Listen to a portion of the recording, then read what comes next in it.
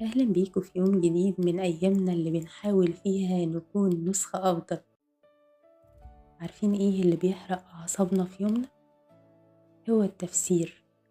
إننا بنفسر كل حاجة بتحصل معانا بأسوأ نية ممكنة. لو حد مردش على مكالمتنا يبقى بيتكبر علينا، ولو حد قابلنا ووشه متغير شوية يبقى أكيد شايل مننا. احنا النهاردة جايين نتعلم ازاي نريح عقلنا قبل قلبنا، جايين نتعلم من مدرسة إحسان الظن ونطبق القاعدة الذهبية: التمس لأخيك عذرا. ربنا سبحانه وتعالى حطلنا قانون وقائي بيحمينا من وجع الدماغ، فقال في سورة الحجرات: يا أيها الذين آمنوا اجتنبوا كثيرا من الظن إن بعض الظن إثم. تخيل ربنا وصف الظن السيء بأنه إثم. ليه؟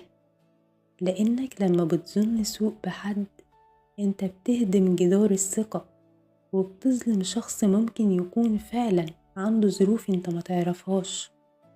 مدرسة إحسان الظن بتقولك وفر مجهودك في التفكير وداعي الخلق للخالق. وعشان نعرف ان الموضوع ده كان منهج حياة عند الصحابة، خلونا نسمع حكاية سيدنا عمر بن الخطاب رضي الله عنه، الملهم اللي كان بيوزن الأمور بميزان الذهب. سيدنا عمر قال جملة المفروض نكتبها كلنا في بيوتنا وفي قلوبنا كمان. قال: لا تظن بكلمة خرجت من أخيك المؤمن شرا وأنت تجد لها في الخير محملا. يعني لو في كلمة تحتمل 1% خير و99% شر، امسك في 1% وصدقه.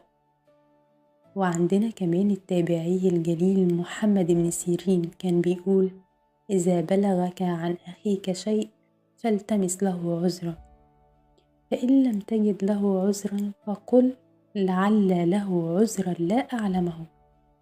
شوف الرقي، يعني حتى لو مش لاقي مبرر قل لنفسك أكيد في حاجة أنا مش عارفها، وريح دماغك. إحسان الظن مش سذاجة، ده ذكاء نفسي، لأنك لما بتلتمس العذر لغيرك انت بتدفع عن نفسك نار الغضب والحيرة.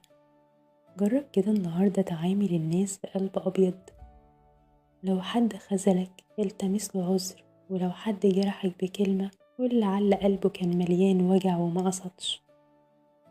ريحوا قلوبكم بإحسان الظن، هتلاقي الدنيا بقى لونها أجمل بكتير قوي. يومكم كله راحة بال.